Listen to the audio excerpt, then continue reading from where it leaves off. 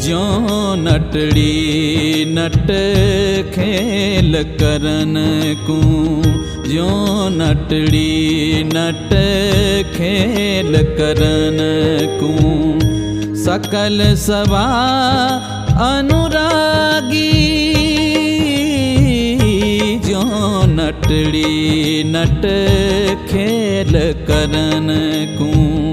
सकल सवा अनुरागी, एक दौर दल लागी रह्यो निज, एक दौर दल लागी रह्यो निज। डगना मन पल बागी, डगना मन पल पागी। परम गुरु सेवो। જોઉં છું દીકરાઓ મોટા થઈ જાય, પરણી જાય, પછી પણ માતા પિતા પોતાની ફરજ છોડતા નથી, ઘરમાં કામ કરવાનું છોડતા નથી. એ નાનામાં નાનું કંઈ પણ કામ કર્યા જ કરે છે. અને છેલ્લે એ નહીં તો પરિવારમાં જે નાના નાના છોકરા હોય ને એને રમાડવાનું કામ કરે છે. એટલે માતા પિતાનો ઉપકાર આ જગતની અંદર બહુ મોટો છે. એમાંય પિતા કરતા પણ વધારે માતાની સ્નેહ ભાવના હોય છે, એનું સમર્પણ હોય છે. એટલે તો માતા માટે મહાપુરુષે ઘણું બધું કહ્યું છે.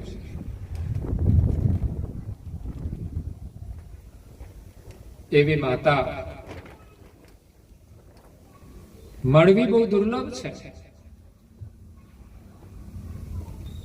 અને એથી વિશેષ માતા પિતાની પ્રેમથી સેવા કરનારા સંતાનોની પ્રાપ્તિ થવી એ પણ દુર્લભ છે.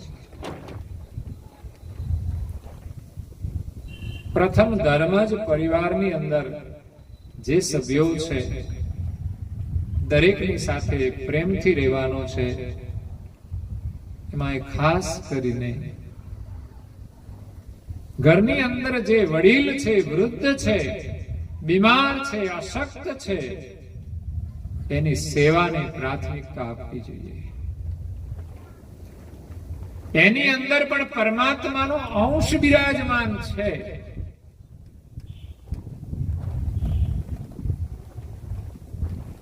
આપણી તો ફરજ જ હોય છે, છતાં પણ એક અંશ ભાવે આપણે સેવા કરવાની છે. માતા પિતાના સંબંધે તો સેવા કરવાની છે, પણ એક અંશ ભાવે આપણે સેવા કરવાની છે.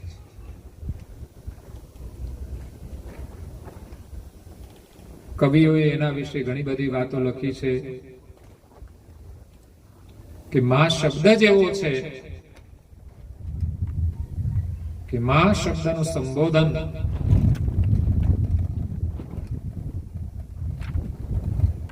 આપણા માટે એમની કરુણાનું દર્શન કરાવે છે. માં જેટલી કરુણા, માં જેટલો પ્રેમ બીજા કોઈની અંદર કદાચ આપણને જોવા નહીં મળે.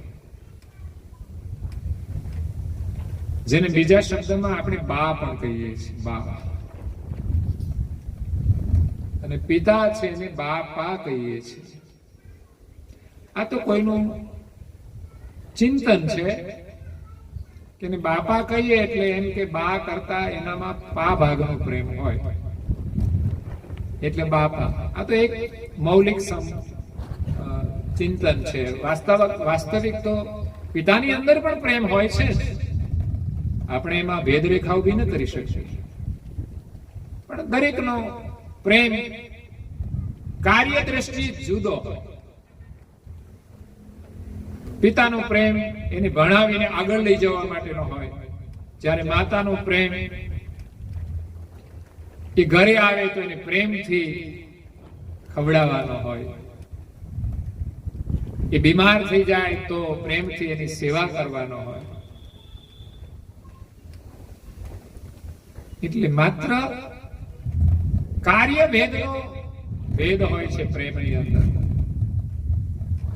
પણ માં એક કરુણાની મૂર્તિ છે. અને ભગવાનનું ભજન કરવા માટે આપણે માનું હૃદય ધારણ કરવું પડશે. માના જેવી કરુણા આપણે હૃદયમાં રાખીશું અને કોઈ દુખી જે છે એને આપણે મદદ કરીશું તો પરમેશ્વરનું ભજન થઈ જશે. હા, નામ સ્મરણથી ભજન કરીએ એ પણ ભજન છે, કરવું જોઈએ, એ પણ સુકૃત છે. એનાથી આપણા મનની શુદ્ધિ થાય છે, મનના વિકારોનું શમન થાય છે. આખર તો સંસારની અંદર ડૂબાડનાર આપણા મનના વિકારો જ છે. આ મનને શુદ્ધ કરવું બહુ જરૂરી છે. આપણે શરીરને શુદ્ધ કરીએ છીએ, નિયમિત શુદ્ધ કરીએ છીએ. જૂના સમયના લોકો રોજ નહોતા નાતા, પણ હવે સમય બદલાયો છે એટલે એ લોકો પણ હવે દરરોજ નાય છે. કારણ કે શરીરને શુદ્ધ રાખવું જરૂરી છે. એક તો આરોગ્ય માટે, બીજું એક સ્વચ્છતા. તમે સ્નાન કરો એટલે તમારી અંદર એક સ્ફૂર્તિ આવી જાય છે. અને ત્રીજી વસ્તુ છે પવિત્રતા. જે શારીરિક અપવિત્રતા છે એની શુદ્ધિ માટે મહાપુરુષો એમ કે છે તમે હાથ ધોવો, પગ ધોવો, સ્નાન કરો. જે રીતે અશુદ્ધિ હોય, સામાન્ય કામ કરતા હોઈએ તો આપણે હાથ ધોઈને સારું કામ કરવું જોઈએ. ભોજન કરવા બેસીએ કે સેવા પૂજા કઈ કામ કરવાનું હોય તો હાથ સામાન્ય આપણે વારંવાર ધોતા હોઈએ છીએ. ઘણી વાર આપણે નવરા બેઠા હોય તો કાનમાં આંગળીઓ નાખતા હોઈએ, આંખો ચોળતા હોઈએ, ચાલુમાં કંઈક ખાતા હોઈએ તો એ પણ બહાર કાઢવા માટે હાથ હેઠા કરતા હોઈએ. તો હાથ આપણા અશુદ્ધ હોય છે તો કંઈ પણ વિશેષ સારું કામ કરવાનું હોય ત્યારે હાથ ધોવાનું ભૂલવું ના જોઈએ. તો આચાર વિચાર માટે આ બધી ક્રિયાઓ બહુ જ મહત્વપૂર્ણ હોય છે. તો શરીર શુદ્ધિ ની સાથે સાથે મનની શુદ્ધિ બહુ જ અનિવાર્ય છે. શરીરની શુદ્ધિ કરીએ છીએ એના માટેની બધી જ વ્યવસ્થા કરીએ છીએ, પણ કદાચ મનની શુદ્ધિ માટે આપણી વ્યવસ્થા ઓછી હશે. એના માટે આપણને સમય કદાચ ઓછો મળતો હશે. તો મન શુદ્ધ થાય છે જ્ઞાનથી, સદવિચારથી, સત્સંગથી, સજ્જનોના સંગથી આપણું મન શુદ્ધ થાય છે. એટલે શરીરની શુદ્ધિ સાથે મનની શુદ્ધિ પણ અનિવાર્ય છે. તો માતા પિતાની સેવા કરવા માટે પુત્રએ પણ તન મન ધનથી સેવા કરવી જોઈએ. જે માતાએ બાળપણની અંદર આપણને મોટા કર્યા છે, કેવી પરિસ્થિતિમાં, એ આપણે બધા જ જાણીએ છીએ. છતાં પણ ઘણા સંતાનો ભૂલી જાય છે.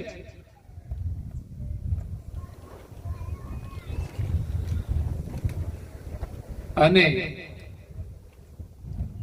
એ સંતાનો એમના દીકરાઓને મોટા કરે છે, એના સંતાનોને મોટા કરે છે, એ જાણે પણ છે. તો એમના બાળકોને જેમ પ્રેમ આપે છે તો એ સ્મરણ કરાવે છે કે માતા અને પિતાનું બાળકને મોટા કરવામાં કેટલું યોગદાન છે.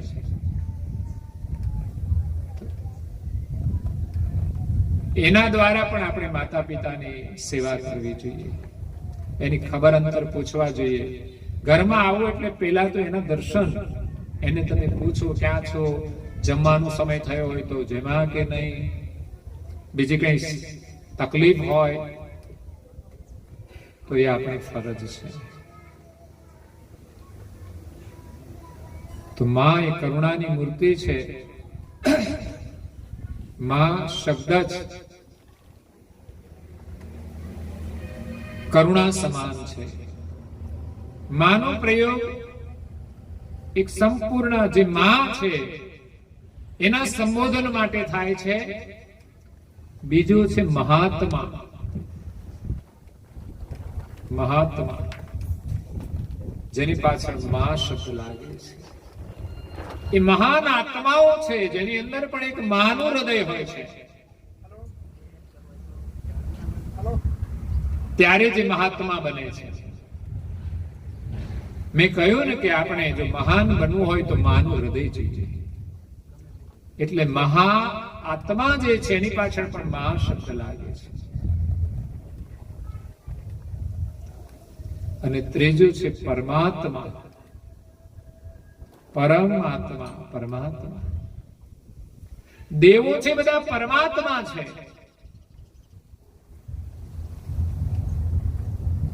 એના પાછળ પણ મા લાગે છે.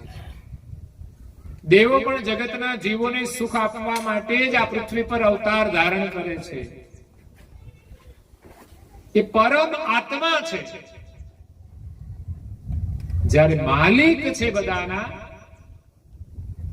મા આત્મા અને પરમાત્મા જે જગતની અંદર છે એના જે માલિક છે એ તો બધાના સ્વામી છે. એની કરુણા તો અપરંપાર છે.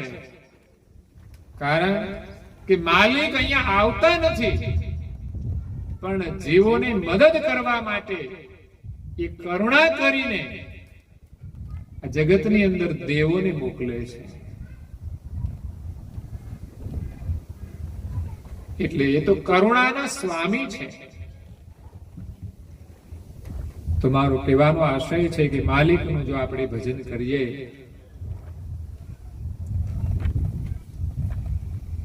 તો આપણા જીવનમાં દુઃખ હોવા છતાં પણ આપણે સુખનો અનુભવ કરીશું. ઓછી સગવડ હોવા છતાં પણ આપણને દુઃખ નહીં થાય. સુદામાની એ પરિસ્થિતિ હતી. એની પાછળ પણ માં લાગે. સુદામા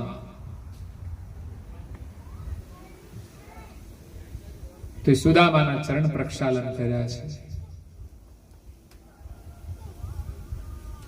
શ્રી કૃષ્ણ રાજા હોવા છતાં પણ એ જ્ઞાની પુરુષ છે. એ પોતાના પરમ ભક્ત સુદામાના ચરણ પ્રક્ષાલન કરે છે. એમને પોતાના વસ્ત્રો પહેરાવે છે, પિતાંબર આદિ. પણ સુદામા એની પાસે કશું માંગતા નથી.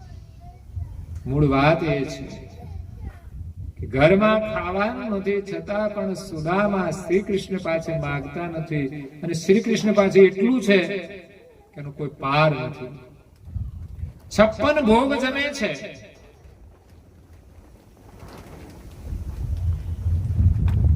એટલું બધું જમવાનું છે એના માટે ત્યાં તો બધું જ ખાવાનું આપ્યું. અને સુદામા આવે એના ઘરમાં છોકરાને ખાવાનું નથી.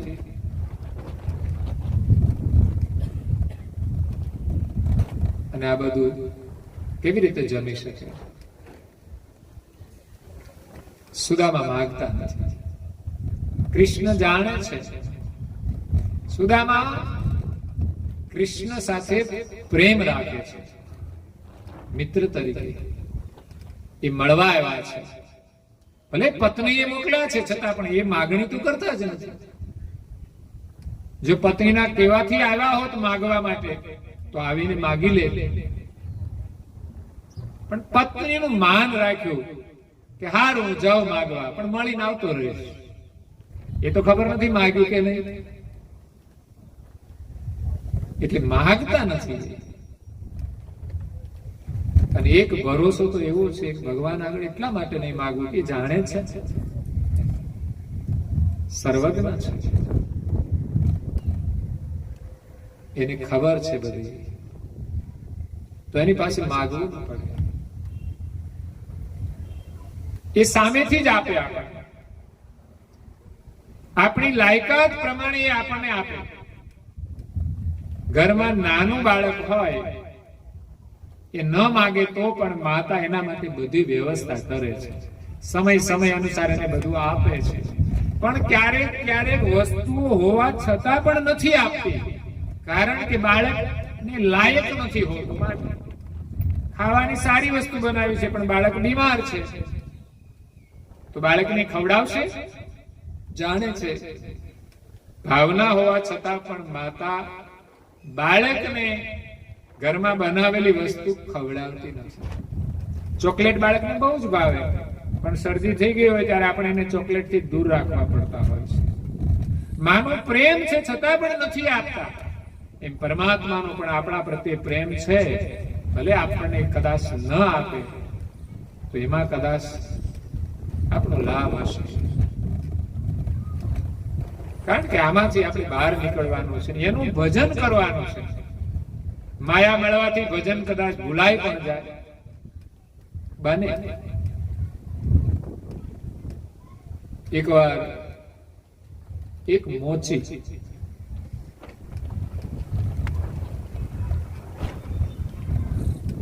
જુતિયા સાંધવાનું કામ કરે, રોડ ઉપર બેસી. તો ત્યાં એક શેઠનું ઘર હતું.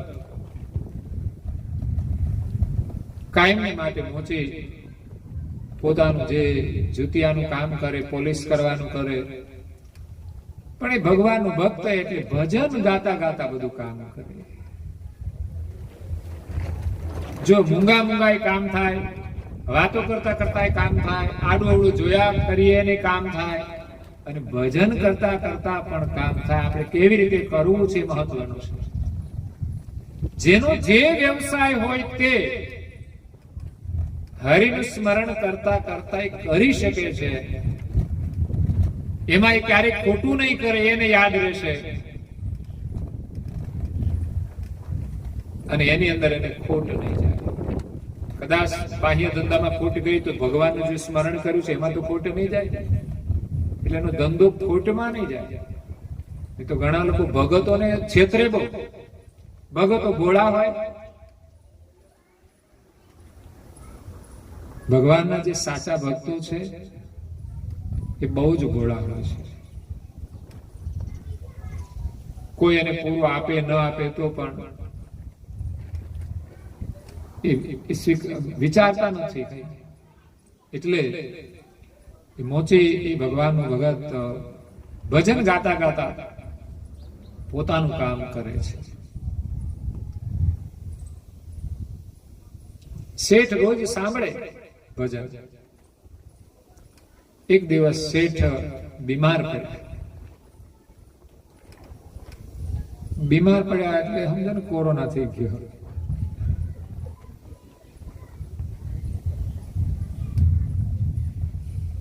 એટલે દવા તો લે છે પણ એને સારું નથી થતું. પણ એ દુઃખદ પરિસ્થિતિની અંદર એ મોચીના ભજન ધ્યાનથી સાંભળે છે. સુખ હતું ને ત્યારે એ ભજન સાંભળતો નહોતો. ત્યારે તો ધંધાની ધમાલ હોય, એટલે ભજન વાગતા હોય તો આપણને ખબર ના હોય શું વાગે છે. આપણા ઘરમાં જ અનુભવ કરજો. તમે ભજન મૂકજો ચાલુ, અને તમે મનના બીજા વિચારોમાં ચડી જશો ને. માનો કે લગ્ન પ્રસંગ હોય ને ભજન મૂકજો તમે, ભજન તમને સ્મરણમાં નહીં રહે, કારણ કે ઘરની ધમાલ જ એટલી બધી હોય, એટલે મન આપણું એમાં જ રમતું હોય છે. પણ દુઃખ આવે તો ક્યાંય મન લાગશે, પછી તો મન આપણું ભજનમાં જોડાશે જ. એમ આ શેઠ હતો વાણીઓ, એ આમ તો કોઈ દિવસ સ્મરણ ન કરે, પણ જયારે બીમાર પડ્યો ત્યારે મોચીના ભજન સંભળાયા એટલે ભજનથી એને શાંતિ મળતી હતી. અને એ તો સીધી જ વાત છે. ધ્યાનથી જો તમે પ્રભુનું સ્મરણ કરો, ધ્યાનથી ભજન શ્રવણ કરો, તો ચોક્કસ તમારા મનને શાંતિ મળશે. આમે સંસારની ઉપાધિમાં આપણું મન સંચળ હોય છે, બેચેન હોય છે. એમાંય તમે જો નિયમથી પ્રભુનું સ્મરણ કરશો તો ચોક્કસ તમારું મન શાંત થઈ જશે. એટલે શેઠને એમ થયું કે આ મને જે કઈ શાંતિ મળી છે ને, રાહત થઈ છે, એ આ મોચીના ભજનથી થઈ છે. એટલે એમના પ્રત્યે એમને સહાનુભૂતિનો ભાવ પ્રગટ થયો. શેઠ કે મારી પાસે ધન તો ઘણું બધું છે, મોચી તો બિચારો ગરીબ છે, છતાંય સંતોષી છે, ખોટું કરતો નથી. તો શેઠે 1000 રૂપિયા એ મોચીને આપ્યા. એમની પાસે જઈ કે છે તું ભજન ગાય છે ને મને બહુ આનંદ આવે છે, શાંતિ મળે છે, અને એ ભજનથી મને રોગમાંથી મુક્તિ થઈ છે. 1000 રૂપિયા તું રાખી લે. બહુ જ ભાવ હતો, આગ્રહ હતો, એટલે મોચીએ પૈસા તો રાખી લીધા. 1000 રૂપિયા આવ્યા પછી મન ચકડોળે ચડ્યું. હવે 1000 રૂપિયાનું શું કરવું? પૈસા આવ્યા પછી મન આપણું સ્થિર રાખવું એ કઠિન કામ છે. ન હોય ને ત્યારે સ્થિર હોય, કઈ માથાકૂટ નહીં, નથી એટલે. પણ હોય પછી તો આપણું મન કુદાકુદ કરે કે આનું આમ કરીશું, આનું આમ કરીશું. તો મન વિચારોના ચકડોળે ચડ્યું એટલે ભજન થઈ ગયું બંધ. આ બાજુ શેઠને ભજનમાં પ્રીતિ થઈ ગઈ, પણ વિચાર કરે છે કે આ મોચી ભજન કેમ નથી ગાતા. બીજા દિવસે મોચી આખો દિવસ ભજન વિના એ 1000 રૂપિયાની વ્યવસ્થામાં આખો દિવસ પસાર થઈ ગયો. ઘરે ગયો પણ એને કઈ ચેન પડતું નથી. રોજ તો ભજનની મસ્તીમાં હતો, એટલે શાંતિથી જમે, ઊંઘી જાય. પણ આજે રાત્રે એને ઊંઘ ના આવે, કારણ કે 1000 રૂપિયાની વ્યવસ્થા શું કરવાની, એમાં તો લોકોની ઊંઘ હરામ થઈ જાય છે. એમાંય ચોરીનો માલ હોય ને તો શાંતિથી આપણે ઊંઘી જ ના શકીએ. ઘરમાં અનીતિની વસ્તુ આવી, આપણને ઊંઘવા નહીં દે.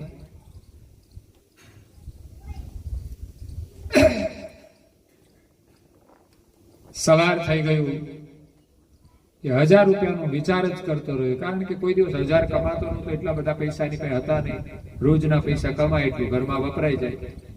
તો 1000 રૂપિયા એના માટે બહુ થઈ ગયા હતા. પણ એને ઊંઘ ના આવી, બેચેની થઈ. સવારે કામ પર આવ્યો ત્યારે પહેલા 1000 રૂપિયા એ શેઠના ઘરે જઈને એમને પાછા આપી દીધા કે આ તમારા 1000 રૂપિયા તમે રાખો. શેઠે કહ્યું તમે ભજન કેમ ગાતા નથી? કેટલા જ માટે 1000 રૂપિયા આપ્યા, એટલે પછી મારું મન વિચારોના ચકડોળે ચડી ગયું કે આનું મારે શું કરવું. એટલે મારી મહેનત ના નથી, એટલે નથી જોઈતા. તમારી જે ભાવના હોય. એટલે ભગવાનનું આપણે ભજન કરીએ છીએ તો આપણને ચોક્કસ શાંતિ મળે છે. તો અહીંયા સુદામા છે એ શ્રી કૃષ્ણ પાસે માંગતા નથી, છતાં પણ એમને જે આપવાનું હતું તે બધું જ આપી દીધું. જો માંગ્યું હોત ને તો જેટલું માંગત એટલું જ આપત. પણ એમ કહેવાય છે સુદામાએ ન માંગ્યું, માગવા આવ્યા છતાં પણ ન માંગ્યું, તો જરૂરિયાત કરતા પણ એમને વધુ આપી દીધું. અને સુદામા તો એને આપવા માટે આવ્યા હતા. પોતે પોતાના ઘરમાં પરિસ્થિતિ સામાન્ય હોવા છતાંય એ જે પ્રસાદ લઈને આવ્યા હતા, એ મિત્રના ઘરે આવ્યા તો એક પ્રસાદ લઈને આવ્યા. ઘરમાં ન હોવા છતાં એ કૃષ્ણ માટે પ્રસાદ લઈને આવ્યા. તો એમાંથી શ્રી કૃષ્ણ પ્રસાદ લે છે એનું અનેક ગણું એ સુદામાને ત્યાં પહોંચી જાય છે. છેલ્લો પ્રસાદ રહે છે એ પછી એમની રાણીઓ એની પાસેથી લઈ લે છે. એટલા માટે એ પ્રસાદ જો લઈ લેશે ને તો અમે બધા જ સુદામાને ત્યાં પહોંચી જઈશું. એટલે માગવું ન માગવું એ વિચારવા જેવું છે. તો અહીંયા કરુણાસાગર મહારાજનું જે પ્રાગટ્ય થયું છે જીવોના કલ્યાણ માટે, કે આ જગતના જે સર્જનહાર છે એનું ભજન કર્યા વિના આપણું કલ્યાણ નહીં થાય. તમે જીવનમાં સેવા કરો, પુણ્ય કરો, મદદ કરો, એનાથી આપણને એનું વળતર અનેક ગણું મળી જાય છે. પરંતુ મોક્ષની પ્રાપ્તિ તો આ જગતના જે સર્જનહાર છે, જેના સંકલ્પથી આ જગતનું સર્જન થયું છે, એનું ભજન કરવાથી પ્રાપ્તિ થશે. એનું ભજન કરવાથી આપણને સર્જનહારની પ્રાપ્તિ થશે, તો આપણને મોક્ષ મળી જશે. અને સર્જનહારની ઓળખાણ આ જગતની અંદર કરુણાના સાગર દિવ્ય પરમ ગુરુ આપણને કરાવે છે. દેવોને જગતના જીવો ઓળખે છે, પરંતુ સર્જનહારને કોઈ ઓળખતું નથી. એની પાછળનું કારણ છે કે જગતના જીવો આ જગતની અંદર આવીને આ ભોગ વિલાસની અંદર સર્જનહારને ભૂલી ગયા અને પોતાને પણ ભૂલી ગયા. જ્યાં પોતે પોતાને જ જાણતા નથી તો માલિકને જાણી કેવી રીતે શકે? તો આપણે પણ સર્જનહારને ભૂલી ગયા છીએ. આ જગતના જે દેવો છે એ સૃષ્ટિનું સંચાલન કરે છે, પણ આ જગતના સર્જનહારનું વિસર્જન એમને પણ થયું છે. હા, એ એટલું જાણે છે કે આપણા ઉપર કોઈ માલિક છે, પણ આ જગતનો વહીવટ કરવા માટે એને પણ વિસર્જન થયું છે. દેવગતિ હોવા છતાં આખર જગતનો વ્યવહાર છે ને માયાનો વ્યવહાર છે. દેવો પણ માયા દ્વારા જ આ બધો વિલાસ કરે છે, એટલે એમને પણ વિસર્જન થયું છે. પણ એ દેવગતિ ભૂલી જતા નથી. એમને આપેલી માલિકની જે દેવગતિ છે એ દેવગતિને ભૂલતા નથી, પણ માલિકને ભૂલી ગયા છે. એટલે આ જગતની અંદર માલિક ક્યારેય અવતાર લઈને નથી આવતા. જેના સંકલ્પથી આ જગત બન્યું છે એ જગતના સર્જનહાર દેહધારી નથી, ક્યારેય શરીર ધારણ કરતા નથી. કારણ કે તે અજર અને અમર છે, અવિનાશી છે અને સર્વજ્ઞ છે, સામર્થ છે. આટલા ગુણો એમાં હોવાથી નથી એને શરીર ધારણ કરવું પડતું કે નથી એને અહીંયા આવવું પડતું. કારણ કે અજર અમર છે, એ જન્મતા નથી અને મરતા નથી. જે જન્મે છે એનું મૃત્યુ થાય છે. તો માલિકને જન્મ મરણનો દોષ લાગતો નથી. જો એ શરીર લઈને આવે તો એને જન્મ થાય અને એનું મૃત્યુ થાય. તો માલિક દેહધારી નથી, એ તો પોતાના ચૈતન્ય સ્વરૂપે અજર અમર પોતાના સ્થાન ઉપર અચલ વિરાજમાન છે. એ સ્થાન છોડીને ક્યાંય જતા નથી. ત્યાં રહીને જ સારી સૃષ્ટિનું અવિલોકન કરે છે, કારણ કે સર્વજ્ઞ છે. એનાથી આ દુનિયામાં કશું જ અજાણ નથી. જગતના જીવો જગતમાં જે કંઈ વિલાસ કરે છે એને જોઈને આનંદ કરે છે. જેમ ઘરની અંદર માતા પિતા ઉંમર લાયક થઈ જાય પછી એને કંઈ જ કામ કરવાનું નથી હોતું, પણ એનો આનંદ શું હોય છે કે એમના દીકરાઓ જે કામ કરતા હોય, સુખી હોય, એને જોઈને એને આનંદ થાય છે. એમાં જગતની અંદર જે અંશો બધા આનંદ કરે છે, દેવો પણ જે આનંદ કરે છે, એ મોટા છે, એ ધનવાન છે. બે દીકરા હોય, એમાં એક દીકરો ગરીબ પણ હોય ને એક દીકરો અમીર પણ હોય, એનું પ્રારબ્ધ છે. એમાં બ્રહ્માંડની અંદર જે દેવતાઓ છે એ સર્જનહારના ધનવાન અંશો છે, વિભૂતિવાળા અંશો છે, અને ધન અને ગતિ માલિકે એમને પ્રથમથી આપેલી છે. અહીંયા સર્જનહારનું સ્થાપન કરવાનું છે, એટલે બધી સ્પષ્ટતા કરવામાં આવે કે ભાઈ આ દેવતાઓ છે એ કોણ છે, એનું કાર્ય શું છે.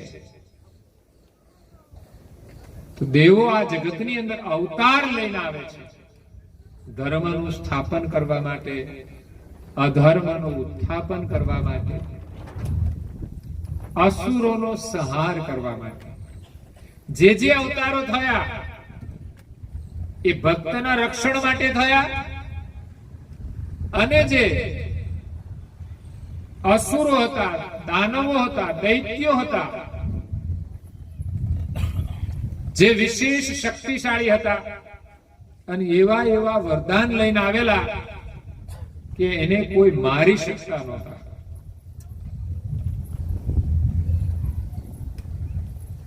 તો એનો સંહાર કરવા માટે વિષ્ણુ કર્તાના હુકમથી એના આદેશ પ્રમાણે અવતાર લઈને આવે છે, અને એનું કાર્ય કરી અને ચાલ્યા જાય છે પોતાના ધામમાં. તો જે જે ભક્તોનું કાર્ય કરે છે એનું ભજન કરે તો એના ધામની અંદર એ જાય છે, એના ધામનું એને સુખ મળે છે. પરંતુ આપણા સર્જનહાર છે બધાથી ન્યારા છે, એ આપણું નિજ ઘર છે. જો આપણે નિજ ઘરની પ્રાપ્તિ કરવી હોય, અખંડ મોક્ષની પ્રાપ્તિ કરવી હોય, તો એ નિજ કર્તાની ઓળખ કરવી પડે, એનું આપણે ભજન કરવું પડે. જે બધાના સર્જનહાર એક છે. જ્યારે દેવોની ગતિ ભિન્ન ભિન્ન છે, દેવોનું કાર્ય પણ ભિન્ન ભિન્ન છે. વિષ્ણુ એમનું કાર્ય કરે છે, બ્રહ્માજી એમનું કાર્ય કરે છે, અને મહાદેવ છે એમનું કાર્ય કરે છે. ત્રણેયની સાથે ત્રણ શક્તિઓ આપેલી છે. એ પ્રકૃતિના સંબંધવાળી છે. તો પ્રકૃતિના કાર્યો કરવા માટે દેવીઓ પણ એને મદદરૂપ થાય છે. એટલે દેવો પ્રકૃતિને આધીન છે અને પ્રકૃતિનું કાર્ય કરે છે. એ કોઈ દેવતાઓ આપણને માલિકનો લક્ષ્ય આપતા નથી, એ એમનું કાર્ય કરી અને ચાલ્યા જાય છે. કારણ કે સ્વયં માલિકને ભૂલી ગયા છે. જ્યારે જગતની અંદર પરમ ગુરુ કરુણાસાગર મહારાજનું પ્રાગટ્ય થયું ત્યારે પહેલા દેવી ધામોમાં ગયા અને દેવોને માલિકનો લક્ષ્ય આપ્યો, ત્યાર પછી એ પૃથ્વી પર આવ્યા છે. એટલે દેવો દેવોના સ્થાને એનું કાર્ય કરે છે. એમાં બ્રહ્મા, વિષ્ણુ, મહાદેવ, આદ્યશક્તિ અને નિરંજના 5 મહાદેવ છે. અને સાથે પૃથ્વીને ધારણ કરનાર શેષ મુનિ છે. તો આ 5 જે મહાદેવો છે એમણે 5એ મળીને પેલા તો ધર્મનું સ્થાપન કર્યું. માર્કંડ ઋષિ એમના ભજનમાં કહે છે, મહામંત્રનો મોટો છે મહિમા, વખાણું બ્રહ્મના ભેદમાં. 5 દેવોએ મળીને આ ધર્મનું સ્થાપન કર્યું છે. એટલે દેવો આ જગત માટે વિશેષ છે. સર્જનહારને ભૂલી ગયા છે, એટલે જગતના જીવો દેવોનું ભજન કરે છે, દેવી ધામમાં જાય છે. દેવી ધામની અંદર ક્યાં સુધી રહેવાય? જ્યાં સુધી આપણું પુણ્ય હોય, સુકૃત હોય, ત્યાં સુધી. સુકૃત પૂરું થાય એટલે પુનઃ આપણે મૃત્યુલોકમાં આવવું પડે છે. ફરી પુનઃ મૃત્યુલોકમાં આવીને પાછું એનું ભજન કરીએ તો ફરી પાછા એના ધામમાં જઈએ. એક ક્રમ ચાલ્યા કરે છે. જ્યારે સર્જનહારનું ભજન જીવ કરે છે એની સર્જનહારની પ્રાપ્તિ થઈ જાય પછી એને આ પૃથ્વી પર આવવું પડતું નથી. સર્જનહારના સાનિધ્યમાં જ અખંડ સુખ ભુક્તમાન કરે છે, ત્યાં કોઈ જ દુઃખ નથી. તો સર્જનહારે આ સૃષ્ટિ બનાવી છે જીવોના આનંદ માટે. જો મનુષ્ય ધર્મમય જીવન જીવે તો એના જીવનમાં કોઈ જ દુઃખ નથી અને આવતું પણ નથી. પણ ધર્મને ભૂલીને જેટલું વર્તન કરે છે, ભગવાનને ભૂલીને જે કઈ ક્રિયાઓ કરે છે, ત્યારે માણસ કંઈક ખોટું કરે છે. સંસારમાં જે પ્રીતિ છે ને, એનાથી મનુષ્ય પાપ કરે છે. ભગવાનમાં પ્રીતિ હોય અને સંસારમાં રહેતો હોય તો એ પાપ નહીં કરે. પણ ભગવાનને જો ભૂલી જશે અને સંસારમાં પ્રીતિ રાખશે તો મોહ થઈ જશે, આસક્તિ થઈ જશે, તો એ પાપ કરવા માટે પ્રેરાતો હોય છે. ભગવાનના સ્મરણનો મહિમા એ છે કે આપણે કંઈક ખોટું ન કરીએ. ખોટું આપણે ન કરીએ, ભગવાનની એક સ્મૃતિ છે કે આ જગતની અંદર પરમાત્માનું અસ્તિત્વ છે. ખોટું કરીશું એ ભગવાન જાણે છે, તો એ એક ભગવાનની સ્મૃતિ છે. તો ભગવાનનું સ્મરણ આપણને અધર્મથી રક્ષણ આપે છે અને સારું કાર્ય કરવા માટે પ્રેરિત કરે છે. સારું કરીશું તો સારું મળશે, અને એમાંય જો એનું ભજન કરીશું તો આપણને વાસનામાંથી મુક્તિ મળશે. સંસારની જે વાસના છે એ જ દુઃખનું કારણ છે. તો પરમ ગુરુનું પ્રાગટ્ય થયું છે. એનું પ્રાગટ્યનો પ્રસંગ બહુ અદ્ભુત છે. પરમ ગુરુએ આ ગ્રંથોની અંદર વર્ણવ્યો છે કે એનો આવવાનો ઉદ્દેશ શું છે, કેવી રીતે આ પ્રગટ થયા, એમની પોતે ઓળખ કરાવી અને પ્રસંગનું વર્ણન કરે છે. આપણે મધ્યાહન પછી એની શ્રવણ કરીશું. અત્યારે આપણે આ કથાને અહીંયા વિરામ આપીએ છીએ. અસ્તુ સત કેવલ સાહે. આદ્ય સક્ર સ્વરાજ કરુણેશ કેવલ કરતા કી. પૂજ્ય શ્રી કૃષ્ણ સ્વામી મહારાજ કી. પૂજ્ય શ્રી પરમ ગુરુ શ્રીમદ કરુણા સાગર મહારાજ કી. પૂજ્ય શ્રી નારાયણદાસજી મહારાજ કી. પૂજ્ય શ્રી સબ કુબેરાચાર્ય મહારાજ કી.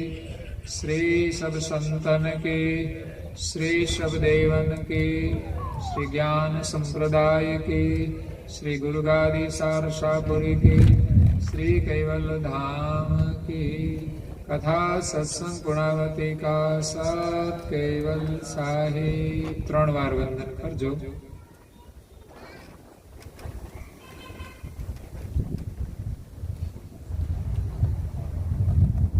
કૈવલ હંસો સત કેવલ સાહેબ. બાજુ વાળાને પણ 2 હાથ જોડીને સત કેવલ સાહેબ, સત કેવલ સાહેબ.